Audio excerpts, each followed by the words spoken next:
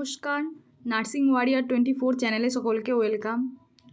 দীর্ঘদিন ধরে ব্যস্ত থাকার কারণে ভিডিও দেওয়া হয়ে ওঠেনি, তো আজ ভাবলাম একটা কাট অফ ভিডিও দিই।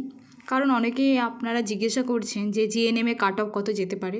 বিএসসির তো অলরেডি বেরিয়ে গেছে একটা, তো প্যানেল লিস্ট যেহেতু বিএসসি বেরিয়ে গেছে, তো এবার হচ্ছে জিএনএমদের।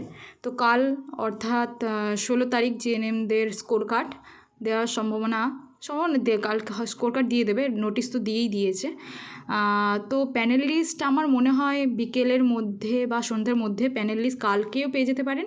কারণ যেহেতু অনেক 4 দিনের গ্যাপ, বিএসসিতে 2 দিন পরেই তাদের 3 দিন পরে প্যানেল লিস্ট দিয়ে দিয়েছে। তো WBHRB যেহেতু 4 দিন একটা গ্যাপ পেয়েছে, তো কাল দুপুরের মধ্যে যদি স্কোর কার্ড দেয় তো ধারণা করা যেতে পারে যে কাল বিকেলের মধ্যে একটা প্যানেল লিস্ট দিয়ে দেওয়ার সম্ভাবনা রয়েছে। এবং তারপরের দিন না হলেও তারপরের দিন 17 তারিখে প্যানেল লিস্ট দিয়ে দেবে। তো যে বিএসসিদের মতোই জিএনএমরাও এখানে তাদের স্কোর কার্ড কালকে চেক করতে পারবেন, ঠিক আছে। তো সকলকে বেস্ট অফ লাক। চলুন দেখে নিই কত কাট অফ যেতে পারে। আমরা দেখে নিই যে জিএনএমের গ্রেড 2 স্টাফ নার্সে কাট অফ কেমন যেতে পারে। দেখুন, এটা একটা প্রেডিক্টেড কাট অফ, আর I think it is a most realistic cut off.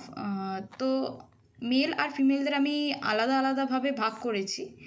তো ইউআর ক্যাটাগরির আমি বলেছি 58, 58% OBC A female 54, OBC B 56, SC 48 and ST 30%।